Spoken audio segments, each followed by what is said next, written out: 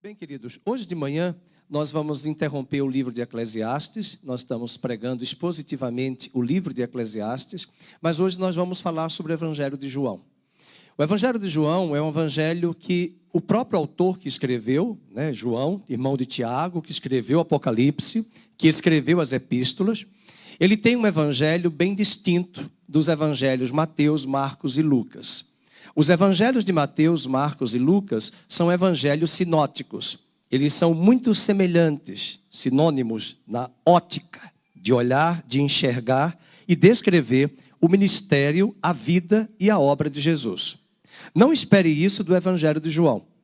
O Evangelho de João, o leitor vai se perder, em certa medida, nas palavras de Jesus e nas palavras de João, o evangelista que está escrevendo. Essa Bíblia, por exemplo, ela traz aqui na versão ARA da Sociedade Bíblica, todos os sermões do Evangelho de João em vermelho. Você vai encontrar nesse Evangelho mais palavras de Jesus, discursos, do que narrativas do autor do Evangelho, que é João.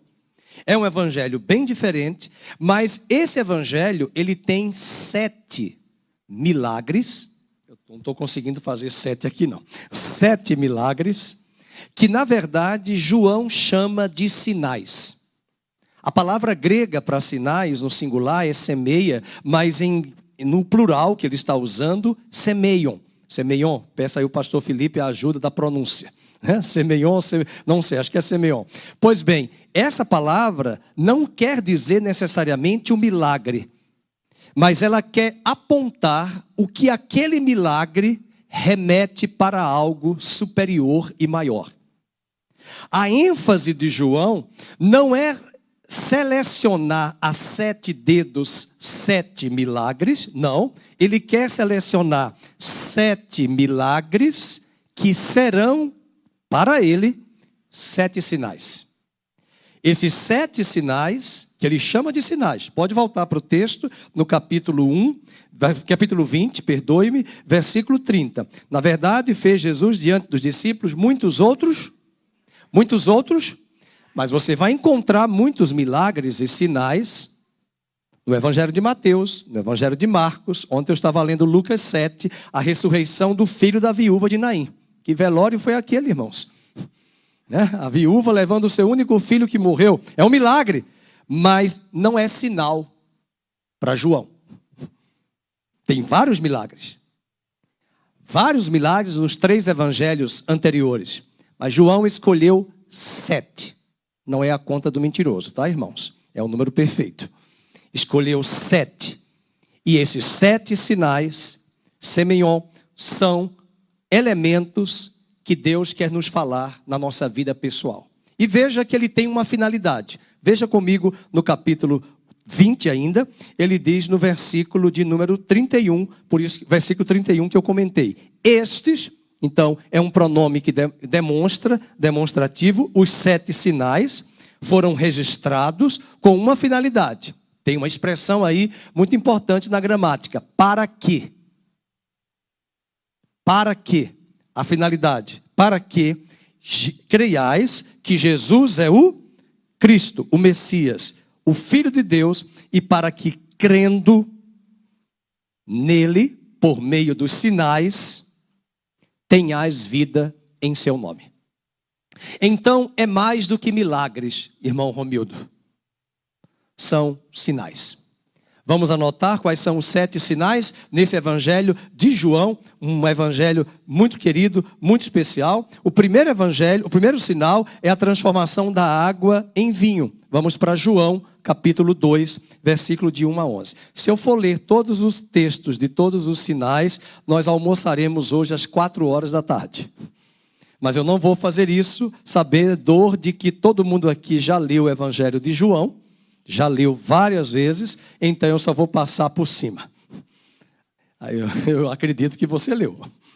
Todo mundo leu. Eu já acho que é o evangelho que eu mais li. Aliás, a carta de João é a que eu mais li em toda a minha vida, a primeira de João. A primeira epístola que João escreveu. Então vamos pegar aqui o primeiro milagre. É a transformação da água em vinho. Está descrito no verso 1, de número 1 ao 11. E neste milagre, Jesus não apenas vai suprir a falta de vinho no casamento, mas esse vinho vai simbolizar a nova aliança. Esse vinho vai simbolizar a nova vida. Esse vinho vai nos remeter àquela frase que Jesus disse: não se põe vinho novo em odres velhos, mas se põe vinho novo em odres novos. E Deus vai nos proporcionar neste milagre, neste sinal, que tudo aquilo que era escassez numa festa de casamento e de limitação na festa de casamento, Ele vai dar um sinal para trazer plenitude e graça divina. Sabe por quê? Porque este sinal mostra para nós que Ele tem qualidade de vida para cada um de nós. A sua vida mudou. A sua vida mudou em Cristo. Não foi igreja que mudou, não foi pastor, não foi padre que mudou, não foi homem algum que mudou, foi Cristo que te alcançou e Ele te proporcionou uma nova vida. Uma nova vida. Essa nova vida não veio pelo batismo. Essa nova vida não veio por imposição de mãos. Essa nova vida veio porque Cristo nos resgatou com um braço forte e nos outorgou uma nova vida, fazendo a nossa velha vida ser cravada na cruz do Calvário, cancelando os nossos pecados, apagando as nossas dívidas e nos concedendo uma nova vida. Paulo diz em Efésios capítulo 2, verso 1, Ele vos vivificou, Ele vos deu vida, vós que outrora estáveis mortos em vossos delitos e pecados, Ele vos deu uma nova vida. Portanto, hoje de manhã eu quero lembrar a você que está em casa nos acompanhando, assistindo e mais do que assistindo, adorando a Deus neste culto, que o Senhor continua também fazendo na sua vida qualidade. O que é que está hoje finito, limitado, escasso na sua vida? O que é que hoje? Mensure, analise. Este sinal aponta para você que Ele tem qualidade de vida na sua vida. Maria foi pedir ajuda ao filho Jesus, faça alguma coisa. Ele disse: mãe, não é chegada a minha hora. O pai não pediu que eu fizesse isso. Não há pressa. Deixe que Deus opere o querer e o efetuar. E Ele tem para você uma qualidade de vida. E eu quero crer, não apenas este ano, porque Deus não está preso a anos, a tempos, a meses, a dias, a semanas. Deus está preso ao seu eterno propósito, que por toda a nossa jornada, Deus sempre vai nos proporcionar qualidade de vida, ainda que no caminho tenhamos perdas. Os irmãos devem ter acompanhado uma perda pelas redes sociais que nós ouvimos ontem da esposa do pastor Samuel Ferreira, da Assembleia de Deus do Brás, que perdeu a sua esposa com 52 anos de idade de infarto fulminante. E a maioria dos pastores estão repostando as igrejas, as denominações, porque repentinamente seu esposo estava fora do Brasil, uma igreja grande, eu já estive lá em São Paulo, conheci, mas infelizmente ela partiu e nós temos aquela velha pergunta no nosso coração: por quê? Tão nova. Em meio a todas essas vicissitudes da vida, Deus pode também nos proporcionar paz e qualidade de vida. O luto faz parte, há tempo de chorar, há tempo de se alegrar. Mas eu não posso me permitir viver um luto de 5 anos. 10 anos, a vida em Cristo Jesus, a qualidade de vida para você. Vamos para o segundo sinal. O segundo sinal é a cura do filho de um oficial do rei. Vamos para João, capítulo 4, versículos 46 ao 54. 4, 46 a 54. Dirigiu-se de novo a Caná da Galileia, onde da água fizera vinho. E ora, havia um oficial do rei, cujo filho estava doente em Cafarnaum. Tendo ouvido dizer que Jesus viera da Judeia para a Galileia, foi ter com ele e lhe rogou que descesse para curar seu filho que estava à morte.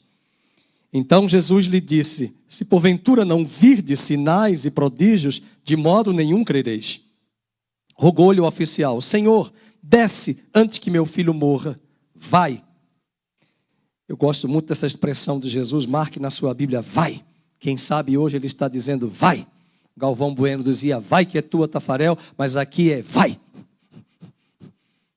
E você vai sair daqui hoje para caminhar a sua jornada, a sua caminhada. E aqui, hora mesmo, enquanto você está aqui, Deus está trabalhando na sua família, na sua casa, porque o filho, geograficamente, temporalmente, não temporalmente, mas espacialmente, em dimensão espacial, está distante de Jesus. Mas Deus é o Deus de perto e de longe. Não há distâncias para Deus. Na eternidade não existirá milhas e quilômetros de distância. E é nesse momento, que naquela hora, que ele disse: vai, porque o teu filho está vivo e curado. Ele creu e o seu filho foi curado. E o oficial, depois que voltou, porque naquela época não tinha chevette, tinha só pevete, quem era pobre. E não tinha metrô, não tinha ônibus, não tinha camelo em Brasília, bicicleta, não tinha carro, não tinha avião. Para chegar, leva tempo. Quando ele chegou lá, ele descobriu que na mesma hora que Jesus tinha dito: vai, o seu filho foi curado.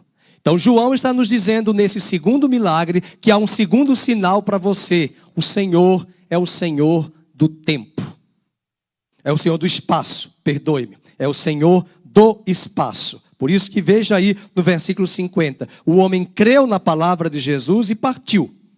Já ele descia quando seus servos lhe vieram ao encontro, anunciando-lhe, leiam, que o seu filho vivia. Então, indagou deles a que hora o seu filho se sentira melhor. Informaram, leiam, ontem, a hora 7ª, a febre o deixou. E com isto, reconheceu o pai ser aquela precisamente a hora em que Jesus lhe dissera: teu filho vive, e creu ele e toda a sua casa. Agora preste atenção que João não está de brincadeira. Veja o versículo no verso 54, o que é que ele disse, finalizando o texto. Foi este? Ele não falou milagre. Foi este o segundo sinal. Então é mais do que milagre. É um sinal. Ele é o Senhor da qualidade, da vida, mas Ele é o Senhor do espaço. Ele não está preso. Agora mesmo, Ele está trabalhando na sua família, no seu marido, para convertê-lo. Trabalhando, colocando incômodos. Trabalhando na sua família, visitando agora alguém que você deixou enfermo. Está com uma enfermidade. Basta uma palavra, uma velha canção que nós cantávamos na década de 90. Basta uma palavra tua e os montes se removerão. E aí vai para o Salmo 18. Pois contigo saltarei muralhas. Salmo 18 de Davi. E também destruirei exércitos. Vai.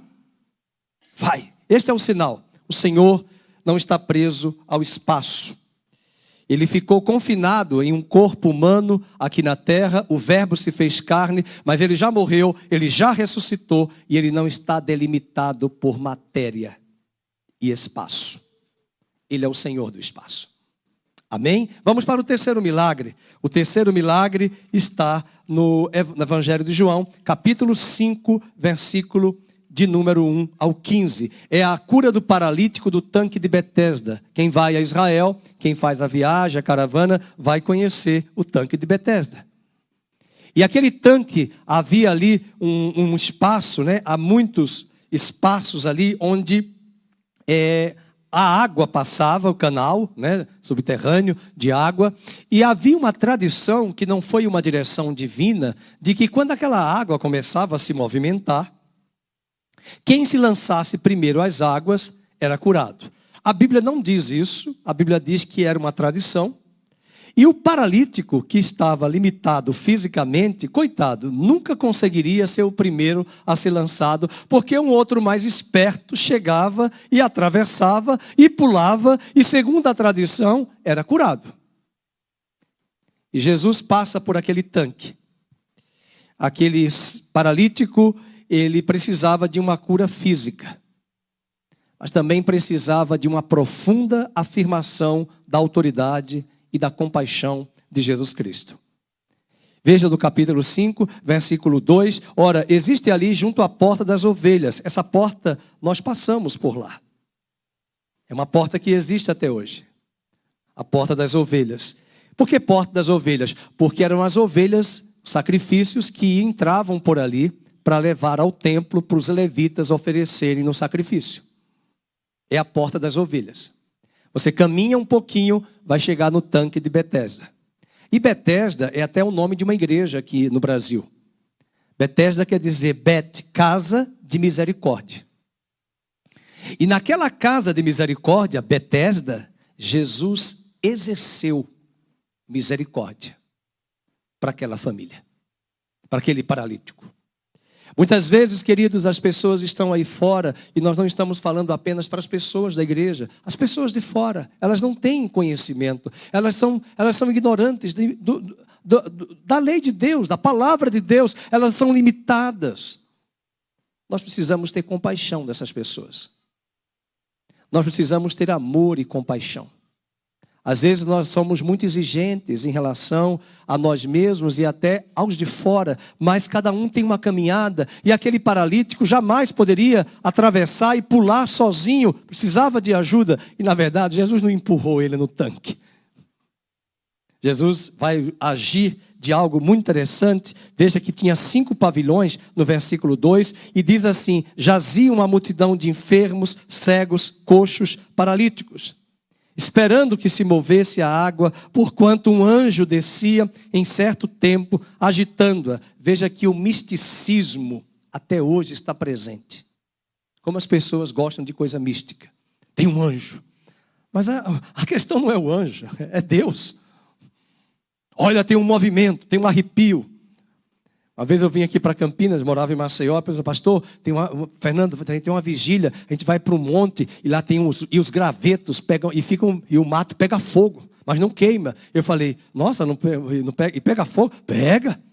Naquela época não tinha celular, tira uma foto, filma, levar uma câmera grande, não tinha essas câmeras de celulares, mas às vezes as pessoas só queriam ver os gravetos, o fogo, o milagre.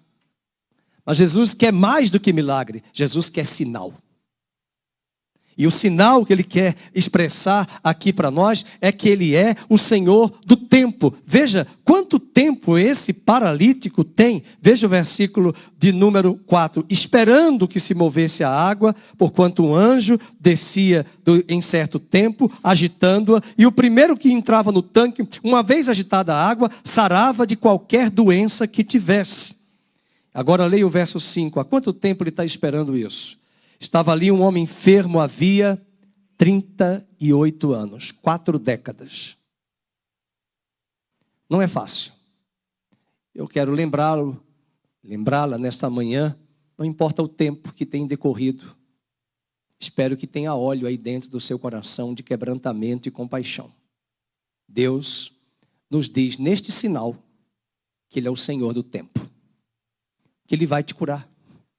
Que Ele pode curar. Mas também Ele pode não curar. Mas nós caminharemos.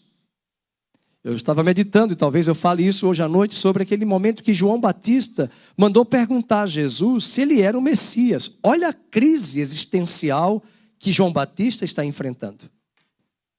E por que Jesus não fez nada por ele? Por que Jesus deixou Herodes decapitá-lo? Por que certas situações acontecem conosco e Deus fica em silêncio e não faz nada? Mas aqui no capítulo de João, capítulo 5, a cura do paralítico no tanque de Betesda, também nos mostra que nós podemos esperar a nossa cura. De que Ele está conosco, de que Ele é o Senhor do tempo, que o tempo pode decorrer, que os anos podem passar. E veja que ele pergunta, queres ser curado? Versículo 6, e vendo deitado, sabendo que estava assim há muito tempo, respondeu-lhe o enfermo, Senhor, não tenho ninguém que me ponha no tanque quando a água é agitada, pois enquanto eu vou, desce outro antes de mim. Sempre chega um esperto. Então lhe disse Jesus, vamos lá, levanta-te, toma o teu leito e anda. E a Bíblia diz, imediatamente o homem se viu curado e tomando o leito, pôs-se a andar e aquele dia era sábado. Interessante que a discussão mais é sobre o sábado depois. Ninguém pensou no homem. Ninguém pensou na cura. A gente está muito preocupado com a tradição religiosa, com o rito. E Jesus está preocupado em ter compaixão com as pessoas, de alguém que não tinha que mediasse, alguém que mediasse por ele, mas ele mesmo exerce autoridade, e ele, como Senhor do tempo, diz: chega, ser curado. Ele é o Senhor da qualidade, ele é o Senhor do espaço, ele é o Senhor do tempo, porque João não está falando apenas de milagres, ele está falando de sinais. Vamos para o mesmo capítulo, no mesmo evangelho, corrigindo, capítulo 6, vamos para o quarto milagre, que é um sinal, que é a alimentação dos 5.000. 5.000 que estavam ali ouvindo o seu sermão. João capítulo 6 é um capítulo muito interessante, extenso, é o capítulo da multiplicação dos pães. Um rapaz, a Bíblia diz que é um rapaz, lá no verso 9, que tinha 5 pães de cevada. Pães de cevada, hoje, pode ser até um pão bom para comer. Para quem gosta de vegana ou natural, né? Tem tantos grãos. Entretanto, naquela época era um pão para as pessoas menos abastadas. Não é pão de trigo puro. O trigo daquela época era bem melhor do que o trigo de hoje. Tem uma loja lá em Campinas, em São Paulo, do trigo, que tem vários tipos de farinha de trigo. Quase desmaiei quando eu vi o trigo que veio lá da Bélgica. Um trigo ainda do antigo sistema feudal.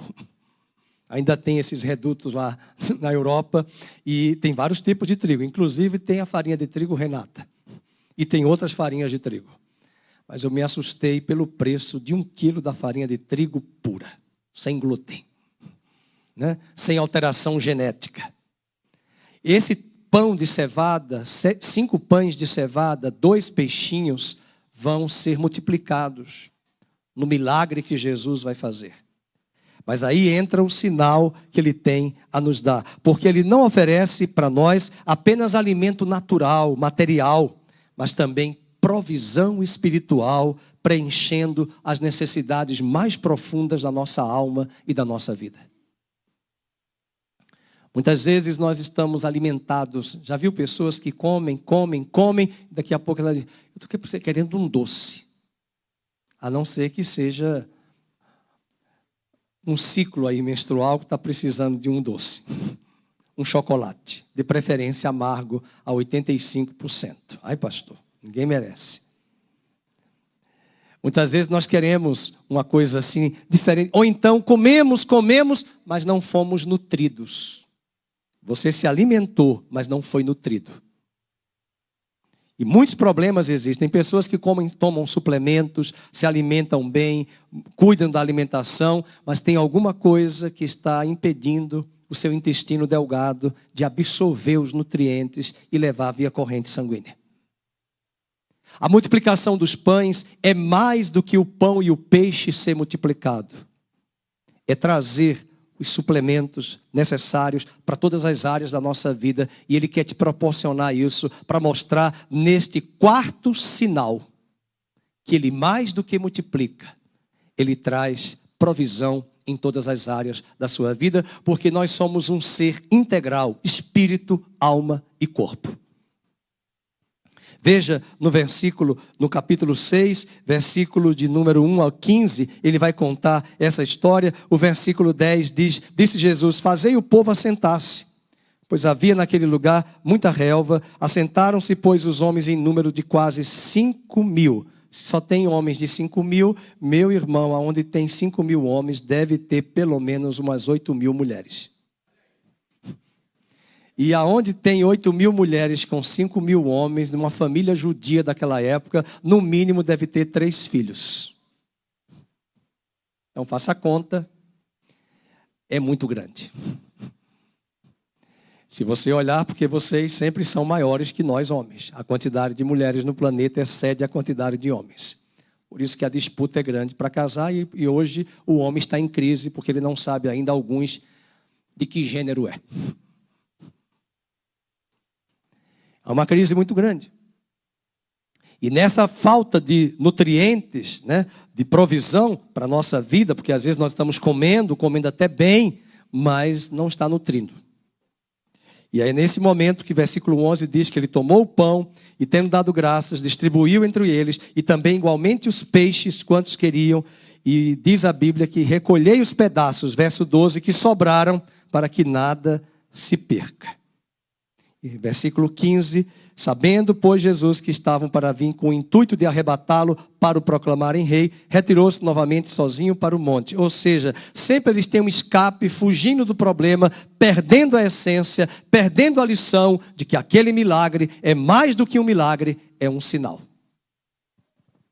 E o sinal aqui, no capítulo 6, do quarto sinal, mostra que ele é o Senhor da quantidade.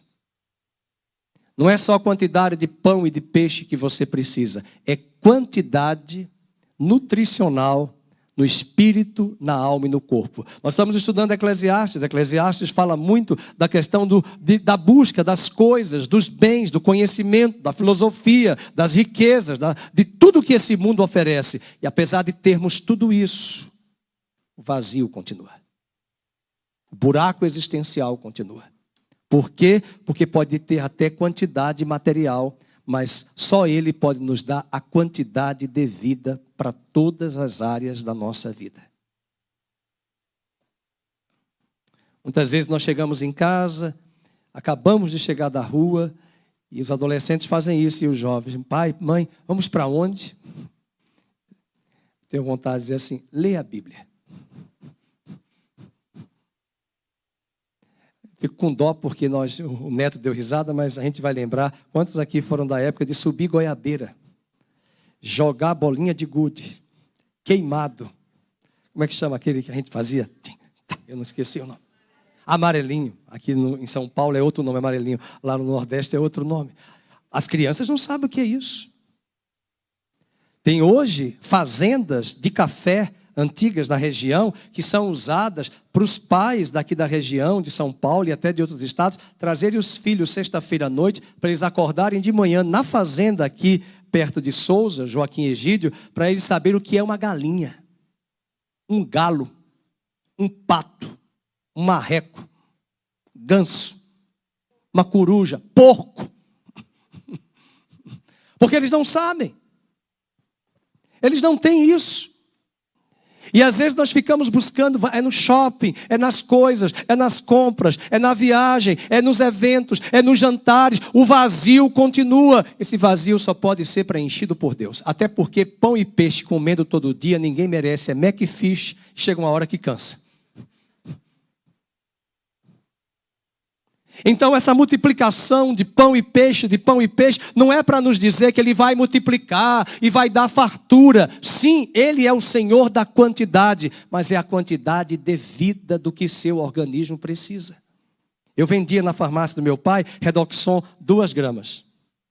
Mas o médico dizia para mim quando eu era adolescente, só 1 grama, porque se você tomar de 2 gramas, o seu organismo vai liberar 1 para fora. Porque ele não vai absorver. Aí tinha alguns clientes que chegavam na farmácia, eu quero de 2. Eu quase que dizia, mas só vai 1. Você vai comprar de 2, mas só de 1 grama que vai ser absorvido pelo seu organismo. Então não adianta se empanturrar, se encher, trazer muita quantidade, porque o Senhor da quantidade vai colocar, de fato, na sua vida, o que eu e você precisamos. Não somos nós que determinamos, há igrejas que determinam. Quem determina é Deus. E que eu estava lembrando hoje, nesse pós-pandemia, que quantas pessoas estão recebendo doenças, problemas e consequências da Covid no cérebro, no coração, no organismo. E a imunidade baixou. E os nutrientes estão lá embaixo. E alguns não têm condições de fazer exames. E a minha oração é que Deus reponha e restitua todos os nutrientes que o seu organismo precisa para você caminhar nesta terra e dizer que o Senhor da quantidade está quantificando em todas as áreas na sua vida. Vamos para o 5º sinal. O quinto sinal é o momento em que ele caminha sobre as águas. João, capítulo 6, versículo 16 a 21. João 6, 16 a 21. Ao descambar o dia, os seus discípulos desceram para o mar. E tomando um barco, passaram para o outro lado, rumo a Cafarnaum. Já se fazia escuro e Jesus ainda não viera ter com eles. E o mar começava a empolar-se, agitado por vento rijo que soprava, e tendo navegado uns 25 a 30 estádios, eis que viram Jesus andando sobre o mar, e aproximando-se do barco, ficaram possuídos de temor. Mas Jesus lhes disse: sou eu, não temais. E então eles de bom grado o receberam, e logo, leiam, o barco chegou ao seu destino. Sabe o que nós aprendemos aqui? Que Ele é o Senhor que tem domínio sobre as forças da natureza. Ele tem domínio. Essa semana, desde quando? Quarta-feira, nós estamos recebendo aí chuvas torrenciais acima da média que vão durar 9 a 10 dias. Segundo o Centro de Pesquisas aqui da Unicamp e o alerta da Defesa Civil. Orozimbo Maia, ali na região próxima ao Brasil, ultrapassou o limite. E eu fiquei orando, Senhor. E na quarta-feira nós olhamos uma coisa interessante. A igreja vazia na oração. Muita gente que poderia vir não pôde, com razão, por questão de segurança. Mas o estádio do Guarani estava lotado. Estava tendo jogo. Não sei qual era o jogo. O pastor daí deve saber. Oi?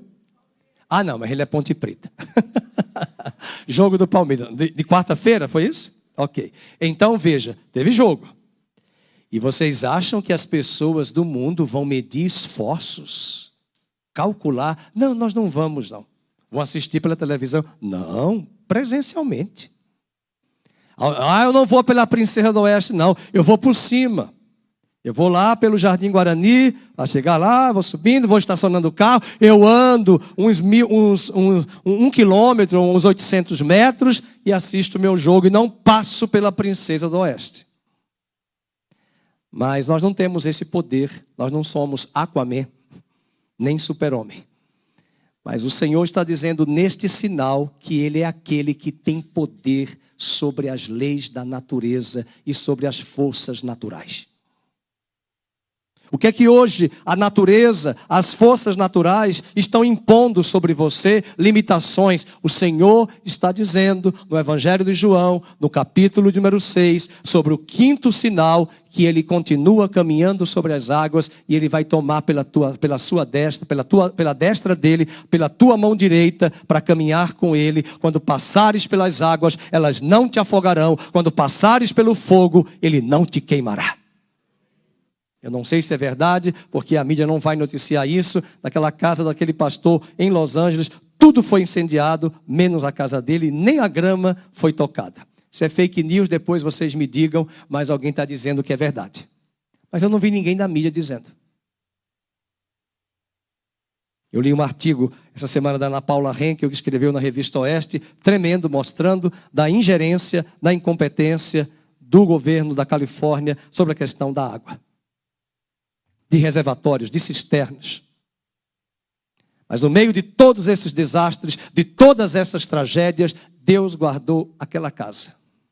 E eu não sei quem acompanhou as indicações do Oscar, aliás, do Globo de Ouro, quando houve o prêmio, quando a apresentadora disse, uma semana antes do incêndio, nesta terra que não precisa de Deus, sem Deus.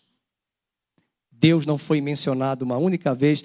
Os nomes mais mencionados na reunião, no evento, pelo Google. E aí eles calcularam e disseram, aqui, nenhuma menção de Deus. Nenhuma menção de Deus. Vários outros nomes, menos Deus sendo mencionado. E eles deram risadas. Porque Deus não foi mencionado.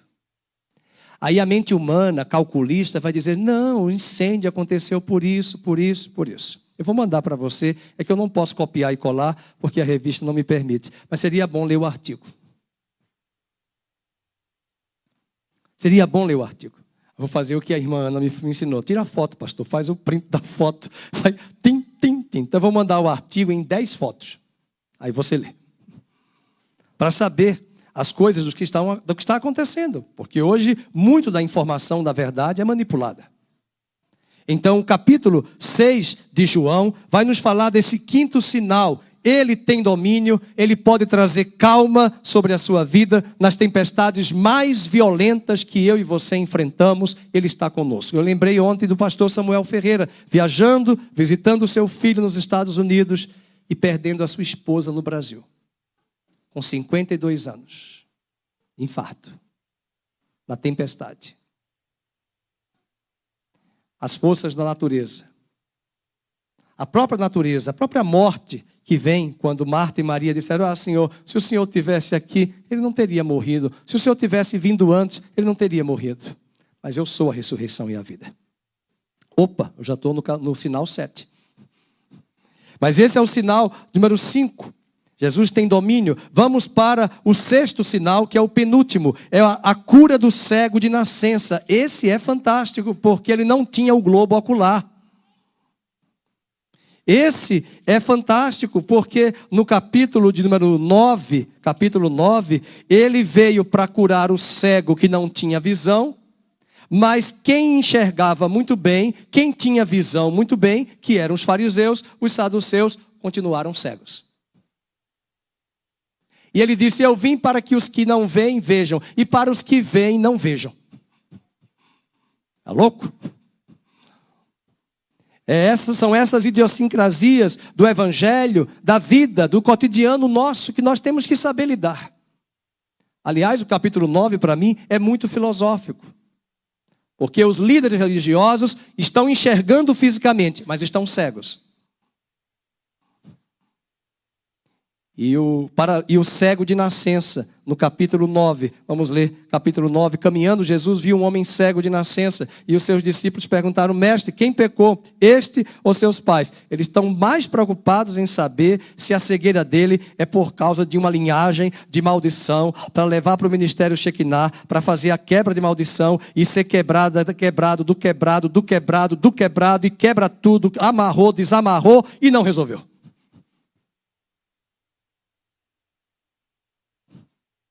E nada contra o ministério Shekinah, porque eu vi muita gente curada. Agora, muleta pode ter em todo lugar.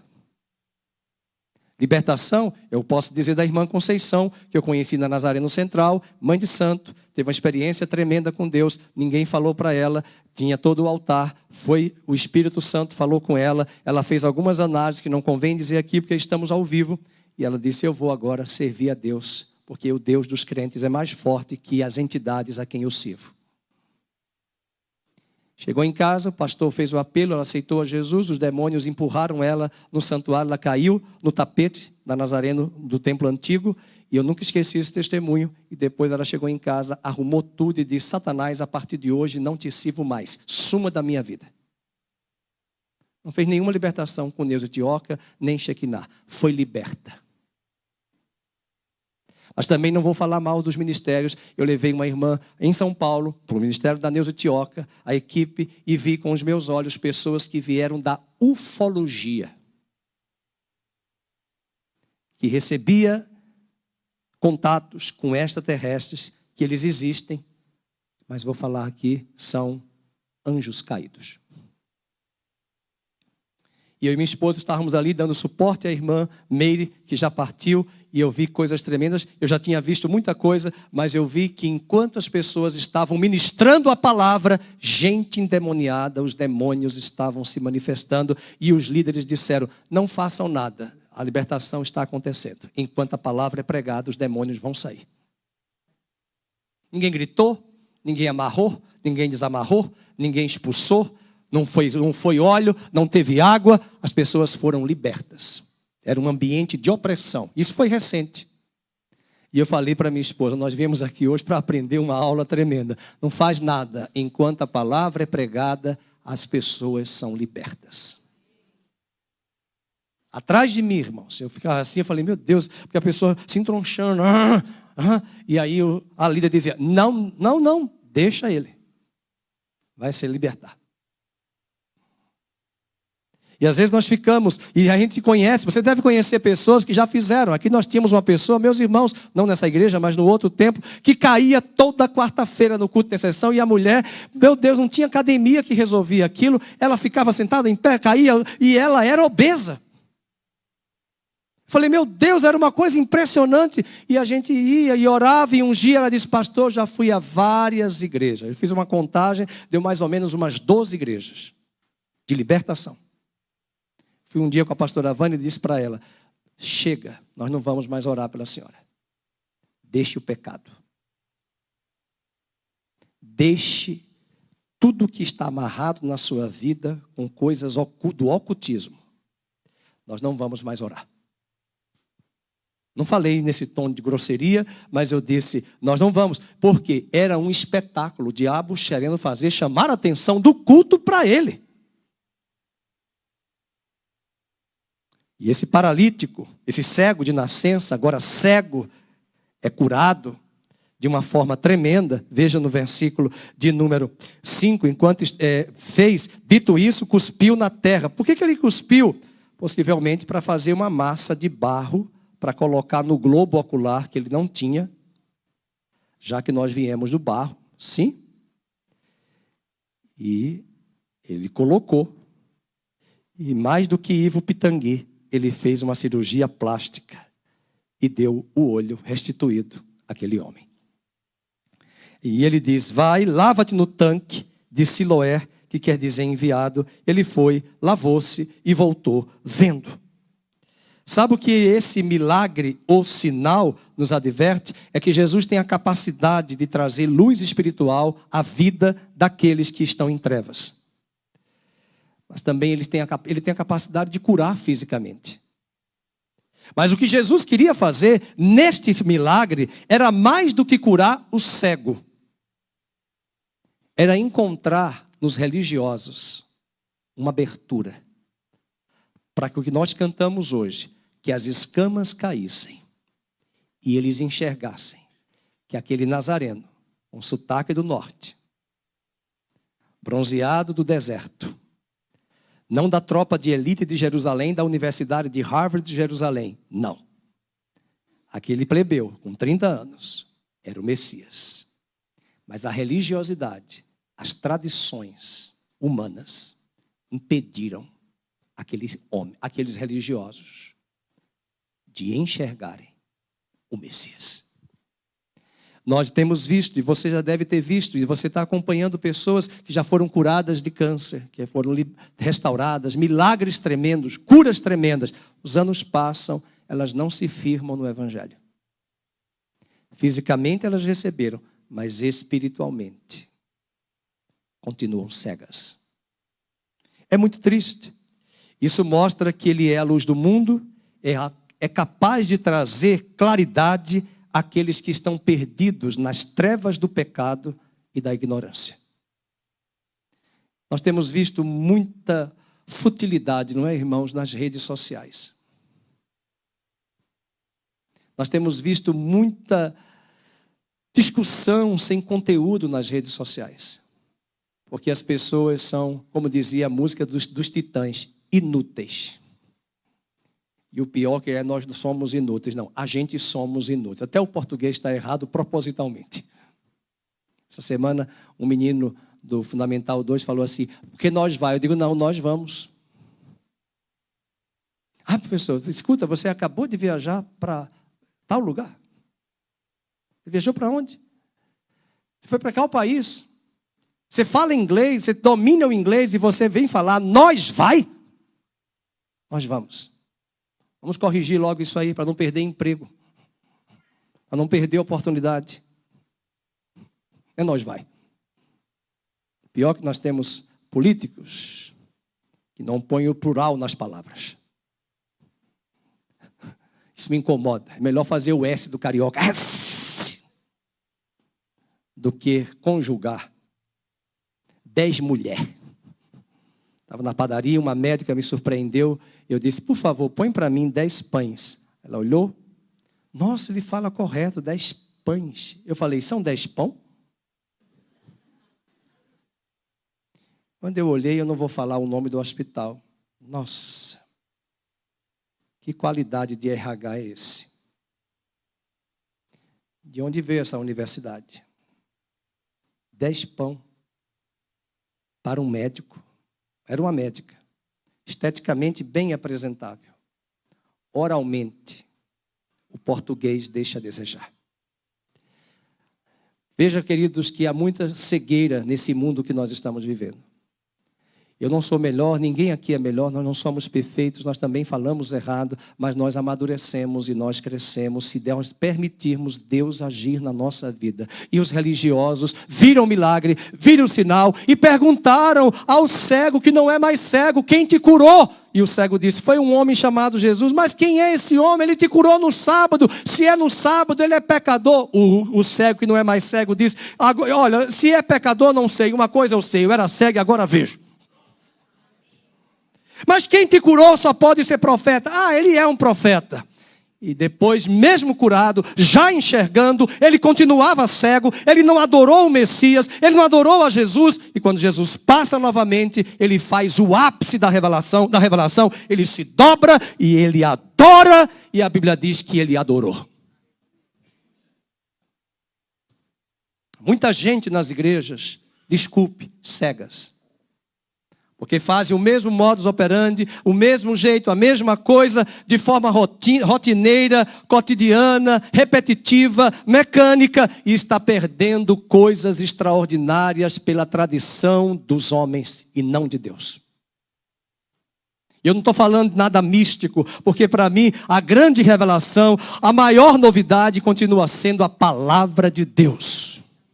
Eu já estou no livro de Levítico, na leitura da Bíblia desse ano, e eu fico impressionado dos textos que a gente já conhece, que a gente já leu, que a gente já viu, já pregou, já estudou, e Deus vai trazendo entendimento. E tem gente buscando graveto, pegando fogo no monte. Até reteté, mas eu nunca vi na Bíblia reteté, nem ratatá. Nós buscamos essas coisas. Mas o último sinal nós chegamos. E esse milagre nos encoraja a ressurreição de Lázaro, porque não apenas surpreende os presentes, mas também aponta para a natureza divina. É tão sério a ressurreição de Lázaro que o coitado mal ressuscitou. A Bíblia diz, olhe para mim, que assim de fariseus se converteram. Coitado de Lázaro. Capítulo 11, depois vai dizer, e o 12, que os fariseus queriam matar Lázaro. Porque ele ressuscitou. Porque o fato dele ter ressuscitado confirmou na tradição judaica que se um dia o Messias viesse e curasse um paralítico, um cego de nascença e ressuscitasse um morto, era um sinal, eram 3 sinais de comprovação de que aquele homem era o Messias. E Jesus cumpriu tudo isso. E quando João conta o milagre, o sinal do capítulo 11, que é o 7º sinal, os fariseus decidiram matar a Lázaro. Coitado. Ela estava contando no grupo de comunhão o que é que ele tinha visto lá no seio de Abraão. E esse milagre, que é um sinal, é para nos mostrar que assim como Jesus trouxe vida ao corpo de Lázaro, ele também promete vida eterna aos que creem nele. A ressurreição de Lázaro, meus queridos, não é apenas um sinal de poder, mas também uma promessa de que aqueles que estão em Cristo nunca morrerão verdadeiramente, mas viverão para sempre na presença de Deus, como disse Paulo depois em suas cartas, que o morrer com Cristo é lucro. Porque eu tenho o prazer de estar com Cristo, disse Paulo, que é incomparavelmente melhor. Então, o milagre da ressurreição, a ressurreição de Lázaro é um sinal para nos apontar, não é para entrarmos em desespero. A Marlene está por aqui hoje. Cadê ela, Marlene? Não estou achando ela. Está ali, meu Deus, né? Sentindo falta e saudades do Roberto, seu esposo. Mas quando nós chegarmos lá e ela perguntar para o Roberto, ele vai dizer, eu não queria voltar para lá não, está tão bom aqui. Por quê? Porque nós não provamos ainda a eternidade lá. Ninguém foi para lá para voltar e nem vai voltar para contar. Mas a ressurreição de Lázaro aponta de que a morte não é o fim. É o começo para a eternidade com Deus, agora aos olhos visíveis. Porque gememos e choramos, desejando ser revestidos da glória de Deus. E aí Paulo depois vai dizer em Romanos 8 que nem a morte, nem a vida, nem os anjos, nem principados, nem potestades, nada poderá nos separar do amor de Deus que está em Cristo Jesus. E Apocalipse vai nos dizer, bem-aventurados aqueles que morrem no Senhor e ressuscitaram com Ele. Mas a segunda ressurreição é uma tragédia. Porque quando houver a segunda ressurreição, serão de todos aqueles que viveram nesta terra, desde Adão até aquele dia, que nunca entregaram suas vidas a Deus, a Cristo. E os livros serão abertos. E a segunda ressurreição, essas vidas serão analisadas por tudo que elas fizeram de escolhas. Os livros vão contar. Irmãos, não fica preocupado com o livro sendo aberto. Porque isso tudo, Paulo diz que nós somos a carta viva. Amém? Então, diante de Deus, Ele vai mostrar quem somos. E ninguém vai culpar a Deus. Eu vou... Não. O próprio livro, o olhar para com Deus, ele vai mostrar, eu te dei inúmeras oportunidades. E todas, você rejeitou. E aí, João não vai dizer, bem-aventurados os que participam da segunda ressurreição. Não. Bem-aventurados os que participam da primeira. E eu quero terminar dizendo uma boa notícia. Todo mundo aqui que se batizou nas águas já morreu com Cristo na cruz, foi sepultado e ressuscitou com Cristo para uma nova vida. E se você morrer fisicamente, você já passou, antes de morrer fisicamente, você já passou da morte para a vida. João disse em João 5:24, em verdade vos digo, todo aquele que ouve a minha palavra, crê naquele que me enviou, tem, não é terá, tem, presente do indicativo, tem a vida eterna, mas passou, pretérito, da morte para a vida. Tem que estudar gramática. Uma vez eu estava no velório, a pessoa disse, pastor, agora ela terá a vida eterna. Eu digo, não, ela já tem. Não, ela terá, já tem. Ela já tem. João 5:24. Então, a ressurreição de Lázaro é para lembrar a igreja, lembrar você e a mim, que a morte não é o fim. Ressuscitamos com ele para vivermos uma nova vida. Estes são os 7 sinais. E foram escritos para que creiais que Jesus é o Cristo. E crendo nele, disse João, tenhais vida em seu nome. Fiquemos de pé, vamos orar.